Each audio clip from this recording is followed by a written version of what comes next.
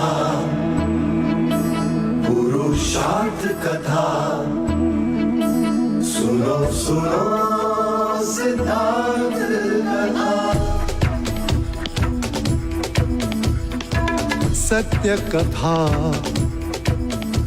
पुरुषार्थ कथा, सुनो सुनो सिद्धार्थ कथा।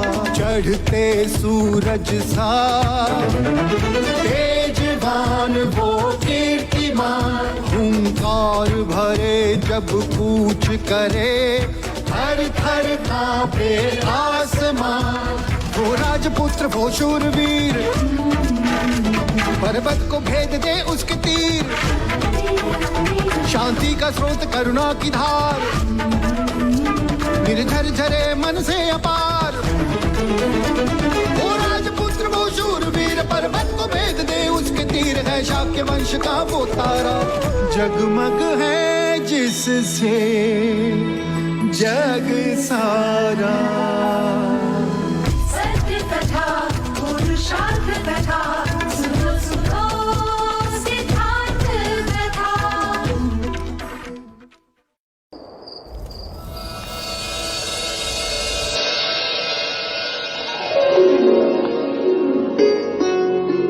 आज मानो लग रहा है कि यज्ञ सफल हुआ। आज कपिल वस्तु की आंखों में मैंने भावी सम्राट की छवि देख ली। प्रजा तथास्तु। सच, आज का दिन बहुत ही शुभ है। सिद्धार्थ ने अपनी क्षत्रियता का प्रमाण दे दिया और 10 वर्ष पश्चात यशोधरा को देख के मन प्रसन्न हो गया। हाँ प्रजा, परंतु चिंता इस बात की है कि देवदा लौटने के पश्चात राजा दंडपानी उसके साथ कैसा व्यवहार करेंगे। बिना उनकी आज्ञा लिए यहाँ जो आई है। कुछ नहीं होगा। पिता कितना भी कठोर हो, पुत्री के आगे झुक ही जाता है। क्यों?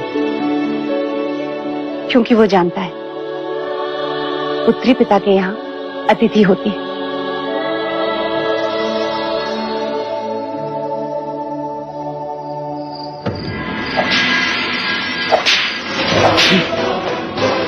क्या है? छोड़ो, छोड़ो देवता, छोड़ो। ये क्या है? छोड़ो, छोड़ो देवदत्त, छोड़ो। ये क्या कर रही है? ये सब क्या है देवदत्त? एक पराजित योद्धा को दंड दे रहा हूँ।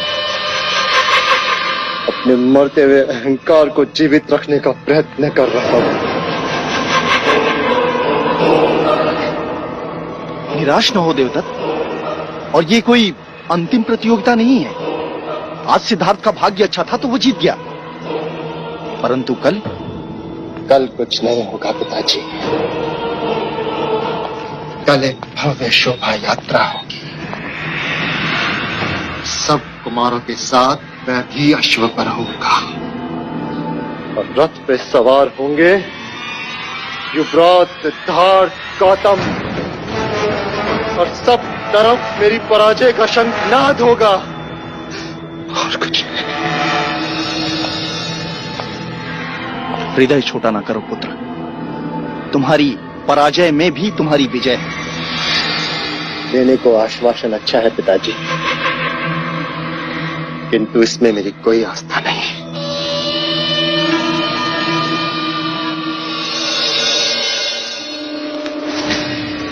इस पर तो है, महाराज ने दिया है, तुम्हारे लिए है।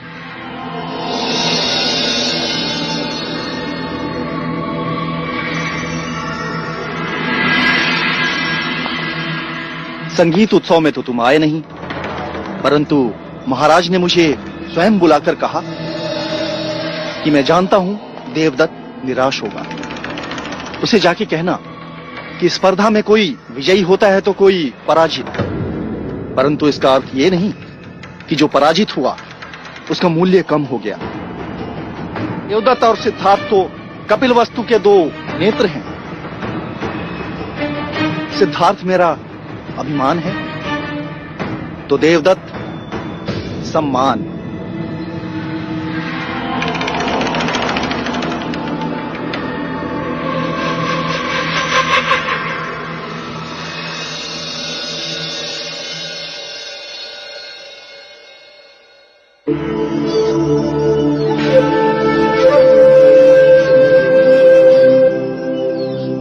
मुझे वहाँ अकेला छोड़कर यहाँ क्या देख रहे हो? राजप्रसाद की सीमा। उसमें देखने जैसा क्या है? कल शोभा यात्रा होगी गोपा। कल प्रथम बार मैं राजप्रसाद की सीमा पार जाऊंगा। क्या तुम आज तक कभी राजप्रसाद के बाहर नहीं गए? नहीं। अर्थात राजप्रसाद के बाहर की सृष्टि के बारे में तुम जानते ही नहीं? जानता हूँ ना, गुरुओं से, वेदों से, उपनिषदों से, अतीत की कहानियों से, मन की आंखों से इस खूबसूरत सृष्टि को देखा है मैंने। पर कल प्रत्यक्ष अनुभव होगा। कल प्रथम बार नगर के द्वार मेरे लिए खुलेंगे। कल मैं अपनी प्रजा से मिलूंगा। मैं भी तुम्हारे साथ चलूंगी। अतिथि देवो भव।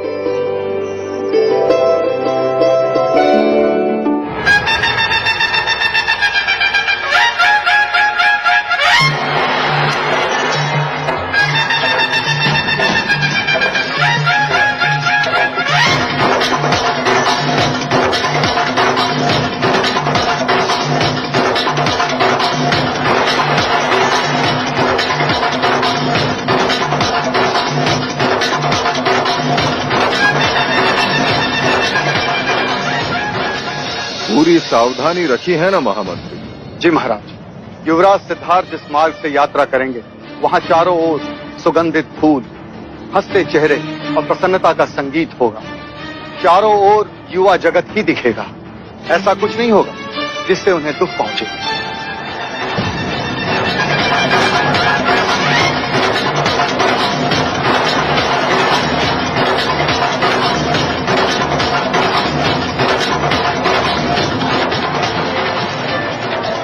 युवराज, जब आप महाराज बने तो मुझे अपना रक्षक बना लेना।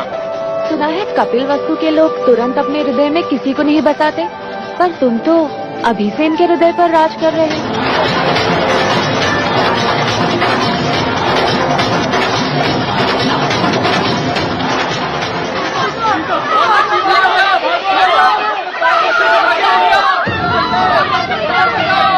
युवराज, युवराज बचाओ, युवराज बचाओ, युवराज।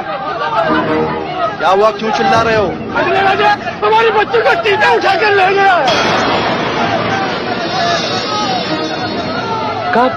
बस थोड़ी देर पहले युवराज। तब तो निकट ही होगा। चलो चलो। युवराज, आप यात्रा छोड़कर नहीं जा सकते। ये समाचार सुन मैं रुक भी नहीं सकता। महाराज सुनेंगे तो अनर्थ हो जाएगा। आप चिंता न करिए, मैं और देवदत्त युवराज के साथ जाते हैं। आप राजप्रसाद जाइए। चल।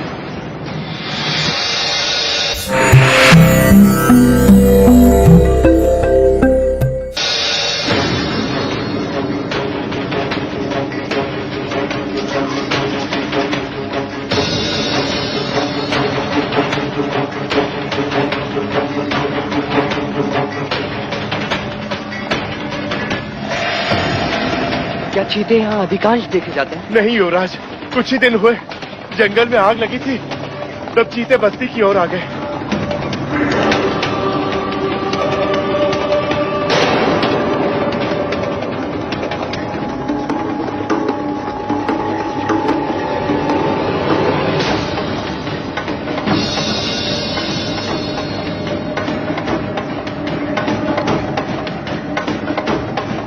वो देखो, चीते के पंजों के निशान।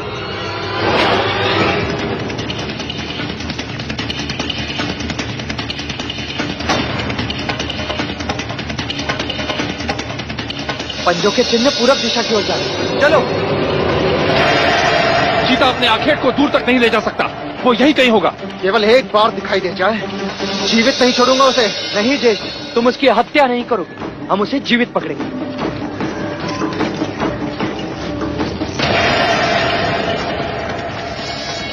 सुना, बच्चे की रोने की ध्वनि बाहर झाड़ियों से आ रही है।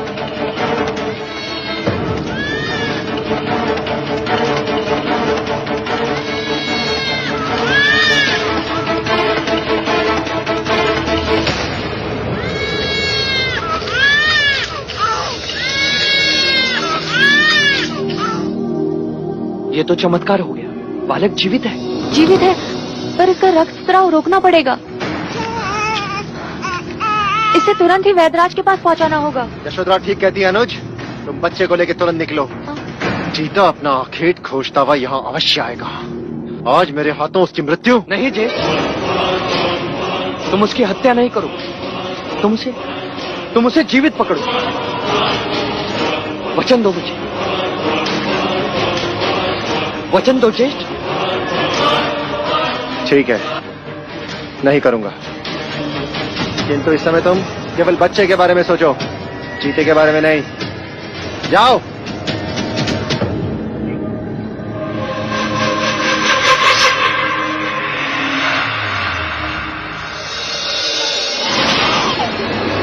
वैदराज को बुलाइए।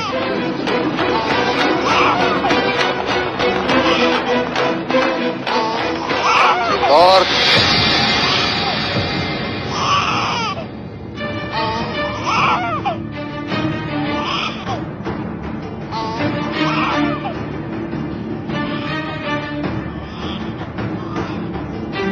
तुम्हें इस बच्चे को यहाँ लाने की कोई आवश्यकता नहीं थी।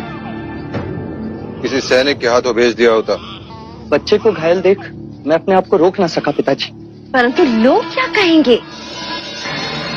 प्रजा एक पराक्रमी राजा चाहती है, दयावान नहीं। प्रथम तो तुम्हें शोभा यात्रा छोड़कर जाना नहीं चाहिए था। यदि गए तो चीते के अखेट पर जाए। इस बच्चे को यहाँ लाने की क्या आवश्यकता थी? एक भावी सम्राट को हर अपनी छवि का ध्यान रखना चाहिए युवराज। प्रणाम महाराज।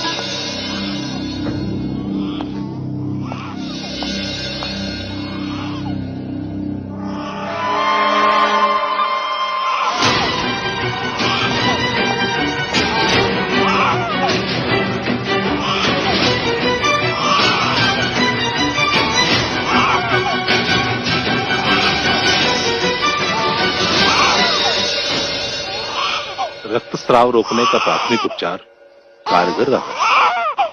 किसने किया है? यशोधरा ने। ईश्वर की कृपा से बहुत साधारण घाव आए, शीघ्र ठीक हो।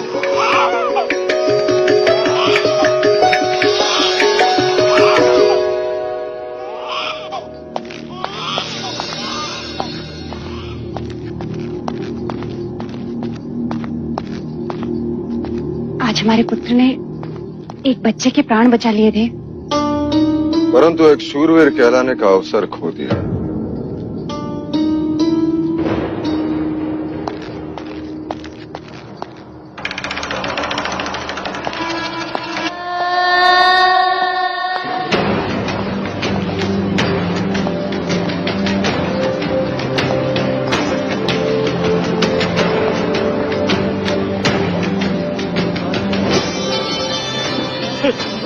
आप जैसे युवराज पाकर धन्य हो गए युवराज, हम धन्य हो गए युवराज, धन्य हो गए।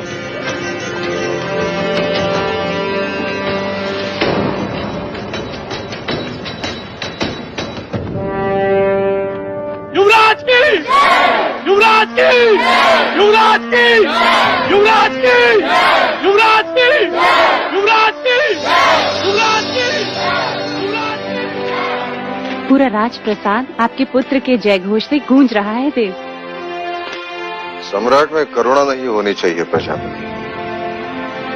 सत्ता वही रहती है जहां भय होता है। मैं मानता हूं कि आयु के साथ साथ विचार भी बदलते हैं, परंतु आंखों में अपने पिता के प्रति स्नेह घटता है, ये कभी नहीं सुना था। सिद्धार्थ,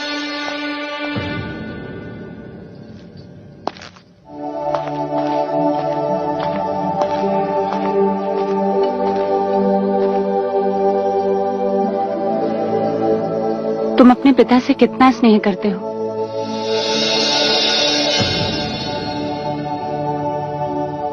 जितना एक पुत्र अपने पिता से करता है।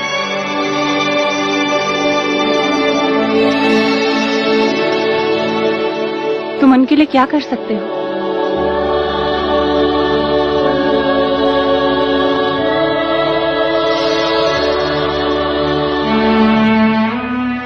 अगर वो कहें तो तब भी इन चरणों पर अपने प्राणों को त्याग सकता हूं।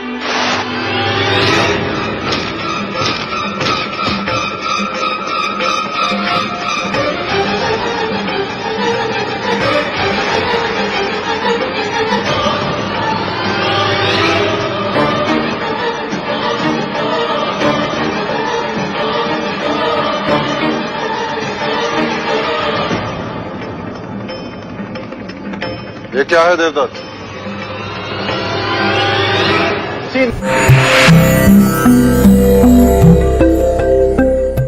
उसी नरभक्षी का सर जिसने बालक पर आक्रमण किया।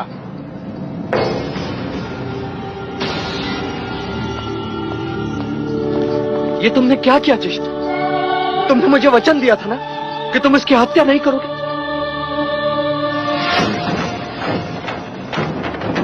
और काका, हमने प्रयत्न किया था सिद्धार्थ, परंतु वो भाग रहा था। ये तो देवदत्त की वीरता थी, नहीं तो वो हमारे हाथ से निकल जाता। तो क्या उसे जीवित नहीं पकड़ सकते थे? तो क्या होता उससे? हम उसे कहीं दूर जंगल में छोड़ आते ताकि वो नरभक्षी किसी और के प्राण ले सके। वो नरभक्षी नहीं होते, हम उन्हें बनाते। उसने मनुष्य के बच्चे के प्राण लिए हैं। नहीं, वो बच्चा सुरक्षित है। और यदि उसकी मृत्यु हो जाती तो? मात्र शंका और एक प्राणी के जीवन को समाप्त कर दिया आपने। आखिर कहते हैं सिद्धार्थ, यदि मुझे संभवता लगे कि कल राज्य पाने के लिए तुम मेरी हत्या कर दोगे तो क्या अनुचित करूंगा? यदि मैं आज ही तुम्हारा वध कर दूं तो ज्येष्ठ।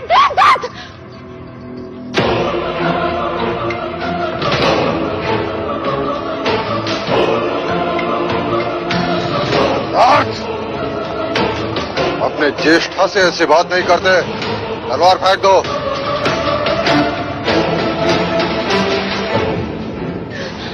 देवदत्त सत्य कह रहा है युवराज सिद्धार्थ।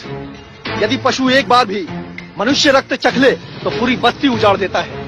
और युद्ध के नाम पर हम मनुष्य होकर भी बस्तियां नहीं उजाड़ते। केवल वीरता दिखाने के लिए हम उनका जीवन छीन लेते। परीक्षा हमारी और प्राण गंवाए वो हमारे लिए आखेट का आनंद और उनके लिए जीवन का अंत। क्या यह अन्याय नहीं? नहीं, मेरे देवदत्त ने कोई अन्याय नहीं किया।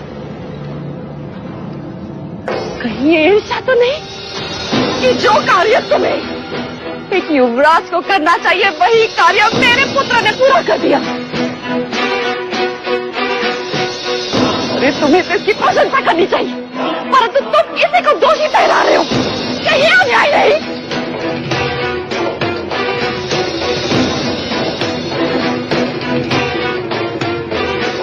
और तलवार फेंक दो यहाँ से, अभी के अभी चले जाओ।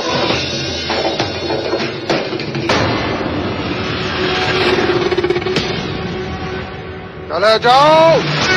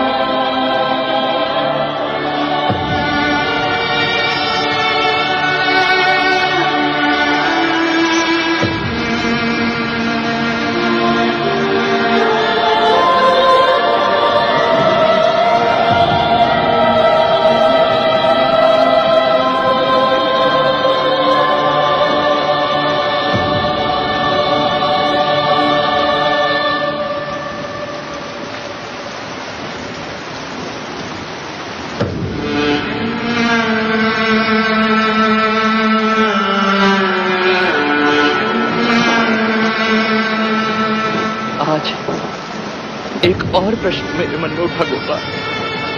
कौन हूं मैं और यहां क्यों हूं?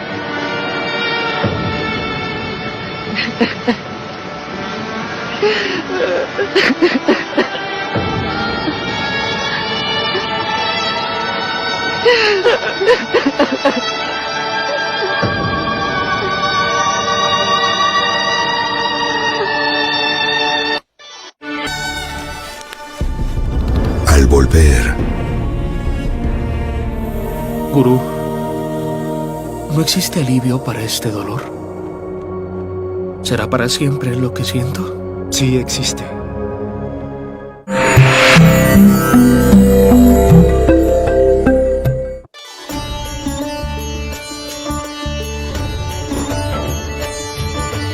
आरती उतारो श्री राम रघुवर की, राम रघुवर की, श्री राम सियावर की, राम रघुवर की, श्री राम सियावर की। आरती उतारो श्री राम रघुवर की, राम रघुवर की, श्री राम सियावर की। बोलो सियावर रामचंद्र की।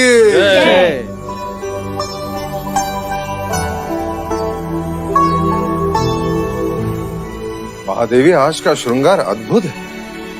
आज श्रृंगार यशोधरा ने किया है। यशो, आज कोई पर्व है जिसे हम भूल रहे हैं? मुझे स्मरण नहीं, तुम ही बताओ आज क्या है? आज मैं अपने घर देवदा लौट रही हूँ बुआ।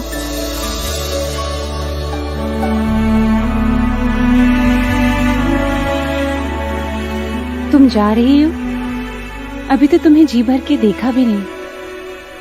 और तुम कुछ दिन और रुको हमारे पास।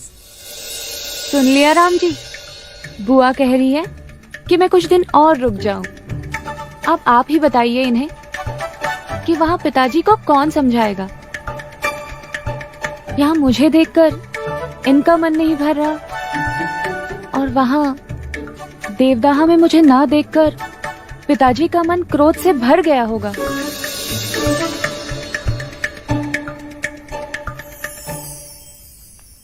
हम सभी यहाँ हैं। सिद्धार्थ कहाँ है? महादेवी, मैं गई थी उन्हें बुलाने, परंतु वो अपने कक्ष में नहीं है। मैंने राजप्रसाद में भी सब जगह उन्हें देखा, परंतु राजप्रसाद में नहीं है। तो फिर कहाँ है? कल रात वो प्रणाम करने भी मेरे कक्ष में नहीं आए। अनुज, आप चिंता न करें महादेवी, मैं अभी युवराज को ढूंढ लाता हूँ। हाँ हाँ महादेवी, आप चिंता ना करें, युवराज मिल जाए। शयन कक्ष में ना हो तो आश्रम की कुटिया में होगी, या फिर राज परिषद के छत पर हो सकते हैं, अथवा तालाब किनारे।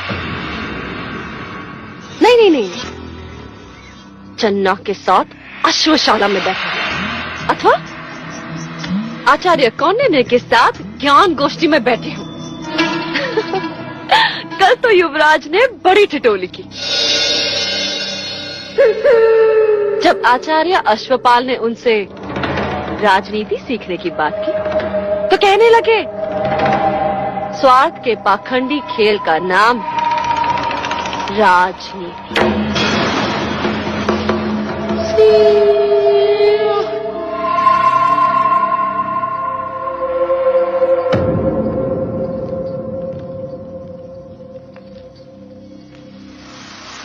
लो महादेव, मैं भी ढूंढाती हूँ हमारे युवराज को।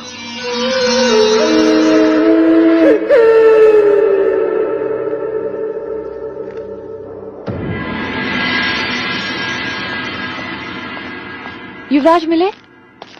नहीं, सारा राजप्रसाद फिर से देख लिया। युवराज तो नहीं मिले, परंतु उनके कक्ष में। कक्ष में? कक्ष में क्या? आप स्वयं देख लें।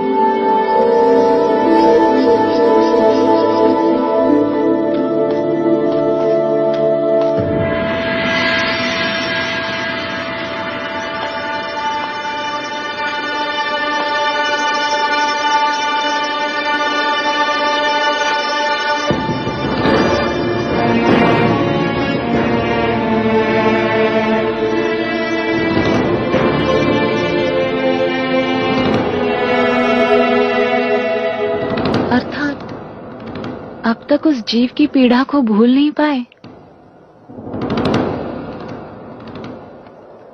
मेरा हृदय ग्लानि से भरा है। मुझे मेरी बात को समझ ही नहीं रहा। सब मेरी बात का विरोध कर रहे हैं। गुरुदेव, क्या ज्येष्ठ के कृत्य का विरोध करना अनुचित था? युवराज, जिस प्रकार हाथ की पांचों उंगलियां समान नहीं होती, उसी प्रकार मनुष्य की प्रकृति भी एक समान नहीं होती। तुम अहिंसा को मानते हो देवदत्त। चीते ने अपनी प्रकृति में अधीन होकर बच्चे पर घात किया और देवदत्त ने अपनी प्रकृति के अनुसार चीते का शिरच्छेद किया। तुमने अपनी प्रकृति के वश में होकर बच्चे के प्राण बचाए। जो कर सकते थे वो तुमने किया। इसमें ग्लानि से पीड़ित मत हो सिद्धार्थ। गुरुवर, मुझे इस ग्लानि से मुक्ति चाहिए। पर इस पीड़ा से कोई मुक्ति नहीं। मुक्ति है। पशुओं की प्रकृति उनके प्राण के साथ जाती है, परंतु मनुष्य चाहे तो अपनी प्रकृति बदल सकता है। वो हिंसक से अहिंसक बन सकता है। वो स्वयं पर संयम पा सकता है, जो पशु नहीं कर सकते। गुरुदेव, आप ही कोई उपाय सुझाइए। अपने मन को शांत करो। ध्यान में बैठकर अपने विचारों पर, अपनी भावनाओं पर संयम पाने का प्रयत्न करो। शांत मन मनुष्य के प्रत्येक समस्या का चिकित्सक होता है। तुम्हें अपने आप मुक्ति मिलेगी।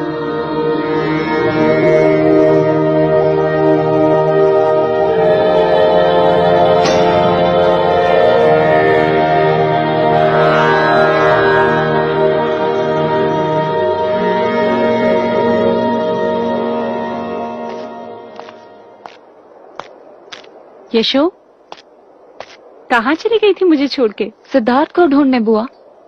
उसे पता है कि आज मैं देवदाह लौट रही हूँ और बिना कुछ बताए चला गया। पिताजी से विरोध कर मैं उसकी परीक्षा में उसका उत्साह बढ़ाने चली आई, और वो है कि यदि वो युवराज है तो मैं भी राजकुमारी हूँ। अब जब तक वो मुझे देवदाह लेने नहीं आएगा, मैं भी कपिलवस्तु नहीं आऊंगी। आने दे सिद्धार्थ, आज मैं तेरी ओर से उसे डांटूंगी। फिर तो ठीक है ना? नहीं बुआ, जब वो आए उसे मेरी तरफ से बहुत प्रेम देना। कहना कि विदाई की बेला गोपा उसे बहुत स्मरण कर रही थी। प्रणाम महादेवी। अनुज, अमितोधन ने सिद्धार्थ को ढूंढ लिया? नहीं, अभी तक वो आए नहीं। मैं यहाँ यशोधरा को लेने आया हूँ। मार्ग बहुत लंबा है। यशोधरा हमें शीघ्र ही प्रस्थान करना होगा। रात होने से पहले हमें जंगल पार करना होगा। हाँ मजले मामा, मैं अभी आई।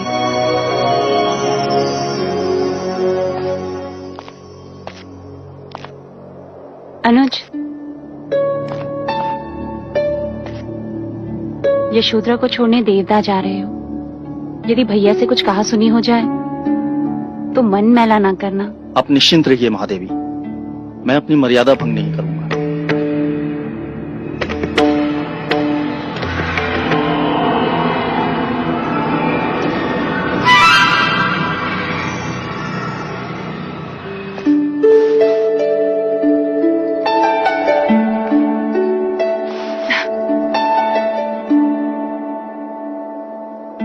अमिता दीदी से कहना उनकी हंसी आज भी कपिलवस्तु में गूंज रही। मेरी तरफ से उन्हें खूब हंसाना।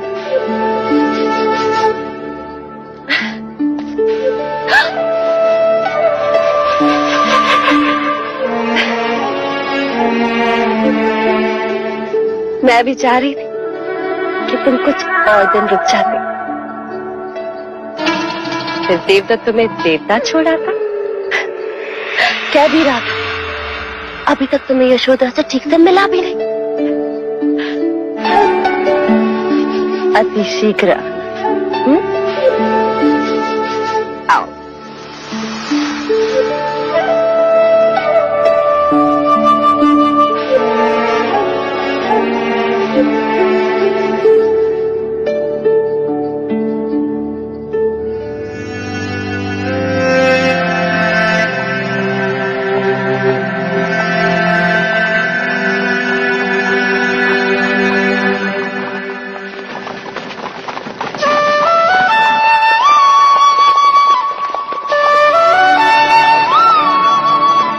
तो सिद्धार्थ की बांसुरी की ध्वनि है। पालकी रोकिए। मछली मामा, लगता है सिद्धार्थ यहीं कहीं है। मैं उससे मिलकर अभी आती हूँ।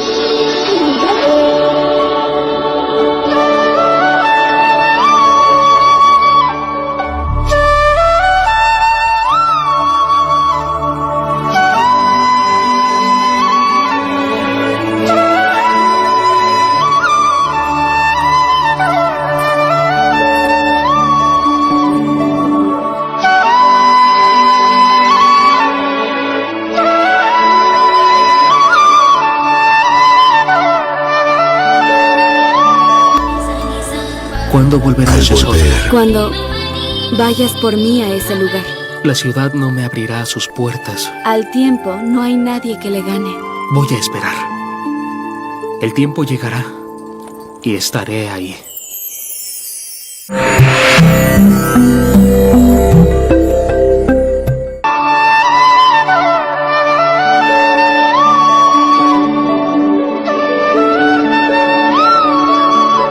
वाह रे हमारे आतिथ्य। गोपा, तुम यहाँ? और यही प्रश्न मैं करूं, तुम यहाँ तो? वहाँ राजप्रसाद में सब तुम्हें ढूंढ रहे और तुम हो कि? माना कि कोई डांटे तो बुरा लगता है, पर इसका अर्थ ये नहीं कि तुम सबसे रूठकर इस तरह वन प्राणी बन जाओ। ठीक है, मुझसे नहीं मिलना तो ना मिलो। वैसे भी मैं जा रही हूँ। 10 वर्षों के पश्चात आई हो, 10 दिन भी नहीं रुकोगी? रुक भी जाऊं तो करूंगी क्या? राजप्रसाद में तुम्हें ढूंढती फिरूंगी। और क्या करूंगी? मैं भी वही कर रहा हूँ। क्या? तुम किसे ढूंढ रहे हो? स्वयं को। लोग ईश्वर को ढूंढते हैं और तुम स्वयं को? हाँ। यदि किसी दिन मुझे ईश्वर मिल गए और उन्होंने कहा, कौन हो तुम? तो क्या कहूंगा मैं, जब मैं स्वयं को नहीं जानता? तो जान लो, देख लो, मिल लो मेरी आंखों में स्वयं को।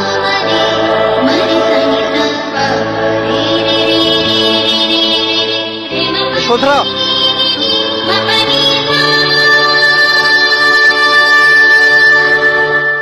तुम्हारे जाने का समय हो गया गोपा। जाने से पहले तुमसे एक बात कहनी थी सिद्धार्थ। क्या? यदि तुम बुरा ना मानो तो। मित्र मानता हूं मैं तुम, और तुम्हारे कहे पर बुरा मानने की दुष्टता मैं कैसे कर सकता हूं? तो वचन दो, आज के पश्चात कभी ऐसा बर्ताव नहीं करोगे जिससे किसी को दुख पहुंचे। मामा महाराज नहीं चाहते कि तुम साधु सन्यासी की तरह ध्यान में बैठो, और बुआ ये नहीं चाहती कि तुम सबसे अलग अलग रहो, अकेले रहो। मैं कभी अकेला नहीं होता।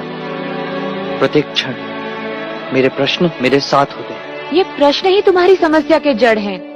हमारे देवदाह में एक गुरुजी आए थे, बड़ी अच्छी बात कही थी उन्होंने।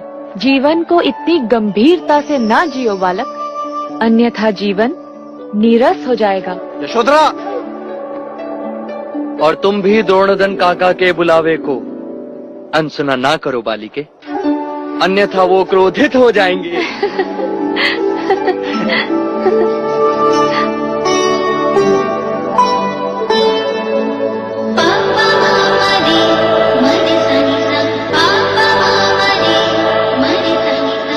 फिर कब आओगी गोपा? जब तुम मुझे देवदाह लेने आओगे। जानती हो तुम, नगर के द्वार मेरे लिए नहीं खुलते गोपा। जानते हो तुम, समय के सामने किसी की नहीं चलती। तो प्रतीक्षा रहेगी समय की शाख पर उस घड़ी के उगने की।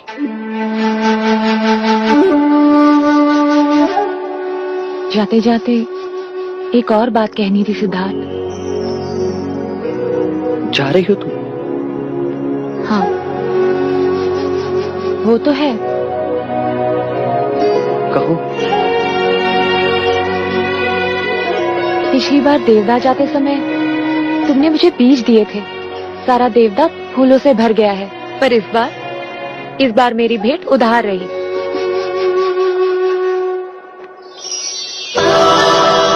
गोपा, आचार्य कौंडिन्य कहते हैं, जिस समय का कार्य उसी समय कर लेना चाहिए, अन्यथा। इस समय यहाँ क्या भेंट दोगे मुझे?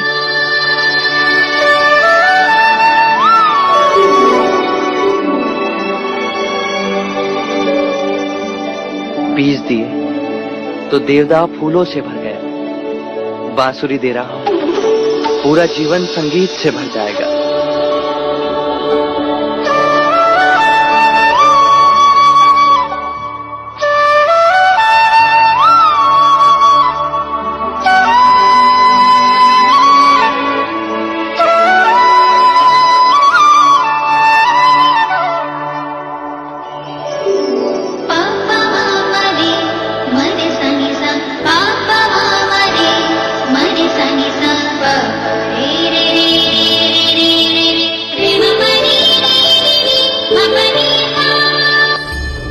Yo siempre quise verte como un valiente chatriano con armas, valor y un escudo.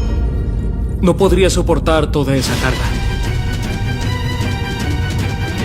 No olvides que eres un valiente chatriano. No olvido que soy un ser humano.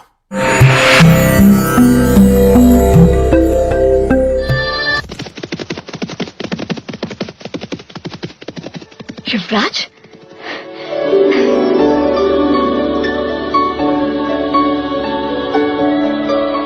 Mahadevi, युवराज आ गए। महादेवी,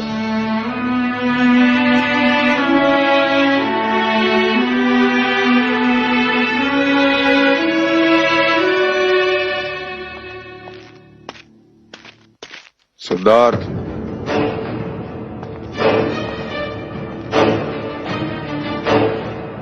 कहां से आ रहे हो? उद्यान में टहलने गया था पिताजी। अथवा ध्यान में बैठने के लिए गए थे या बांसुरी बजाने? बांसुरी तो मैंने गोपा को दे दी। ये लो मेरी तलवार। मेरी इच्छा है मैं जब भी तुम्हें देखूं एक क्षत्रिय की तरह अपने शस्त्र के साथ देखूं।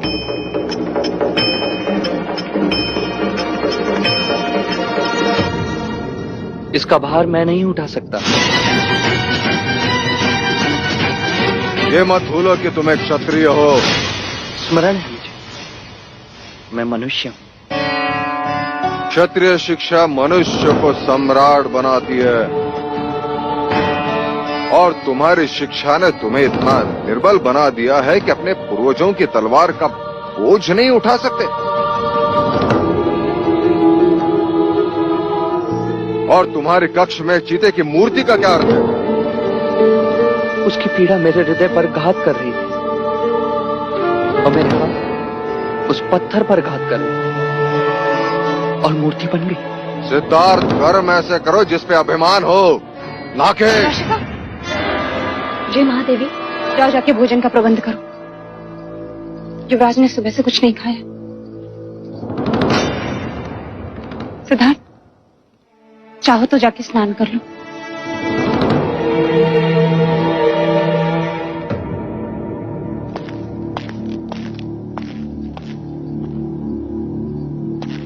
भाई महाराज, मैं कई दिनों से निरीक्षण कर रहा हूं।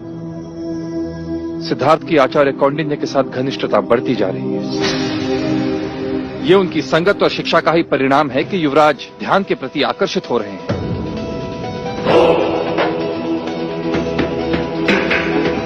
हमें आचार्य कौंडिन्य को उनके कार्य से मुक्त कर देना चाहिए। 100% काकाश्री।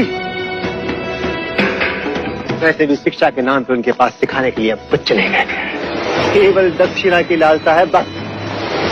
नहीं महाराज, हमें ऐसा कुछ नहीं करना चाहिए। आचार्य कौंडिन्य कपिल वस्तु के सबसे बड़े बुद्धिजीवी हैं। उनकी संगत में रहकर सिद्धार्थ को सही मार्ग मिलेगा। उनके ज्ञान से हमें सिद्धार्थ को वंचित नहीं रखना चाहिए।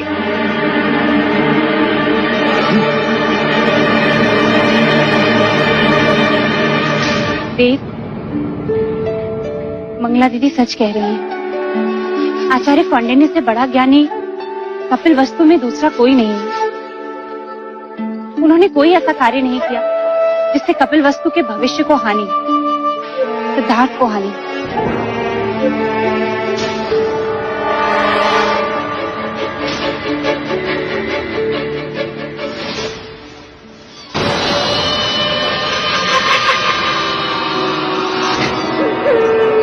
देवदत्त, आपको क्या आवश्यकता थी मजलिका की बात का विरोध करने की मां? आप तो जानती हैं कि गुरुवर कौंडिन्य सिद्धार्थ के कितना निकट है और मुझसे कितने मतभेद हैं उनके। बचपन से लेकर आज तक हमेशा उन्होंने सिद्धार्थ का पक्ष लिया है, मुझसे केवल घृणा की है। और आज जब उनकी निवृत्ति की बात आई तो आपने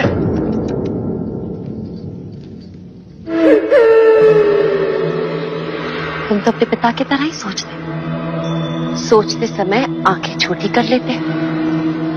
आंखें बड़ी करके सोचो पुत्र, दूर तक दिखाई देगा। कौंडिन्य यहाँ रहेगा तो सिद्धार्थ का सन्यासी बनना निश्चित है। वो उसकी संगत में रहकर ध्यान में बैठना सीख रहा है, और ध्यान में बैठने वाला सन्यासी ही बनता है, राजा नहीं। जाने अनजाने में सही, परंतु कौंडिन्य युवराज को कपिल वस्तु के सिंहासन से दूर लेकर जा रहा है। हमें बस उसका साथ देना चाहिए। हमारे लिए तुम्हारा कपिल वस्तु का सम्राट बनने का स्वप्न पूरा करेगा।